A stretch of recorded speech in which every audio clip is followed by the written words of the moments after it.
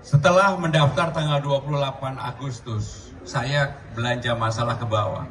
Yang paling menggugah perasaan saya sehingga saya fight betul sehari rata-rata 10 sampai dengan 11 titik adalah persoalan yang ada di bawah. Persoalan yang kecil-kecil menyangkut data kartu Jakarta Pintar, kartu Jakarta Sehat, lansia, Jumantik, dan sebagainya, termasuk Dasawisma. Itulah yang mengganggu saya betul. Karena di bawah ternyata masyarakat tidak mendapatkan seperti yang saya bayangkan selama ini. Jauh dari harapan itu. Sehingga itu yang pertama yang harus dilakukan pembenahan adalah datanya itu harus dilakukan perbaikan. Dan jangan kemudian semuanya dipusatkan di Rawang Bunga, misalnya untuk KJP. Atau lansia di tempat lain. Sehingga semuanya harus di kecamatannya masing-masing.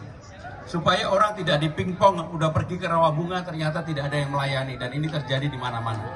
Dan yang terjadi adalah akhirnya mereka yang terjadi adalah mereka di antara mereka sendiri dibagi, sehingga dengan demikian tidak tepat sasaran, dan ini menjadi banyak persoalan di bawah. Termasuk program untuk CCTV, kenapa saya sampaikan? Karena di bawah itu betul-betul yang namanya bullying, kekerasan, narkoba, itu saya lihat sendiri, dan itu yang kemudian menjadi perhatian saya pribadi, bahwa kemudian CCTV dipasang di seluruh RT RW untuk mengurangi itu. Tetapi juga ada dampaknya yang tidak semua orang mau diawasi. Tapi inilah yang bisa dilakukan negara-negara maju, mau New York, mau Singapura, mau Shanghai, semuanya kejahatan ataupun perilaku negatif menurun karena ada CCTV itu. Yang berikutnya yang akan saya lakukan adalah Jakarta Funding. Ya. Jakarta Funding ini inspirasinya sebenarnya dari Bang Bim. Bang Bim memberikan masukan kepada saya, Mas, bisa nggak Jakarta ini menjadi investor? Saya bilang bisa. Kenapa? Dan bagaimana cara melakukan? Kebetulan saya punya pengalaman bersama Presiden Jokowi untuk membuat yang disebut dengan Ina Funding. Ina Funding itu motornya adalah Bu Menteri Keuangan dan beberapa menteri yang lain termasuk Menteri Bappenas. Tetapi kebetulan paperwork-nya saya menyiapkan.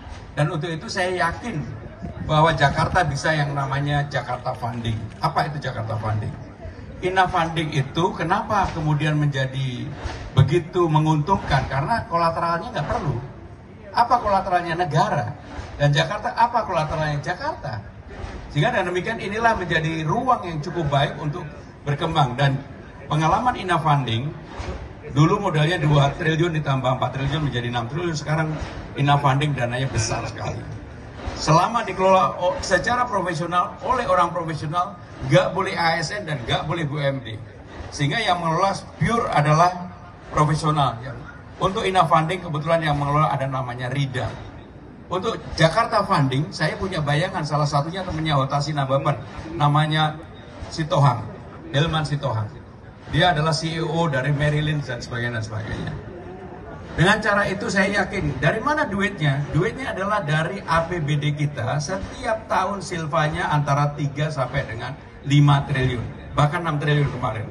Kalau silvanya diambil 3 triliun untuk Jakarta Funding sebagai modal dasar awal dan mendapatkan persetujuan dari DPRD, maka Jakarta ini pendapatannya tidak hanya bergantung pada pajak dan restribusi. Ada pendapatan baru yang namanya dari Jakarta Funding.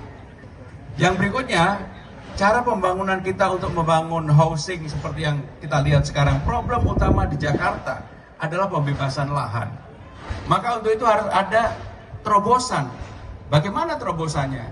Saya kebetulan sudah berkeliling hampir di semuanya kecuali di Pulau Seribu. Banyak kantor-kantor kecamatan yang idle.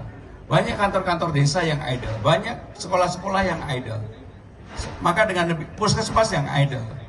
Begitu sore udah sepi, nggak termanfaatkan. Kenapa nggak kita manfaatkan? Problem utama di Jakarta apa? Pembebasan lahan. Kalau kita lihat film yang terakhir mengenai Home Sweet Loan, maka itulah yang menginspirasi saya. Kenapa program yang bagus dari Mas Anies maupun Pak Ahok tidak bisa berjalan sepenuhnya? Karena problem utamanya adalah lahan. Sehingga dengan demikian kalau misalnya kita punya puskesmas rata-rata 3.000 sampai 5.000 meter square. Kantor kecamatan bahkan ada yang sampai 8.000. Saya udah lihat sendiri. Kalau kantornya jangankan 8.000, 5.000 aja. Lantai 1, 2, 3 untuk kantor kecamatan yang kita buat bagus. Kemudian lantai 45 kita buat co-working space. Orang anak-anak yang startup, Gen Z, Gen milenial duduk di situ, bekerja di situ, co-working space bisa dilakukan. Baru kemudian lantai di atasnya, lantai 6, 7, 8, dan 9 dan seterusnya sampai di atas, itulah digunakan untuk hunian. Untuk membangun housing atau hunian nggak mahal. Yang mahal apa? Pembebasan lahan. Di mana-mana problem utamanya adalah pembebasan lahan. Saya kasih contoh, kenapa Senopati Gunawarman nggak bisa diselesaikan jalan macetnya? Karena tidak ada parkir.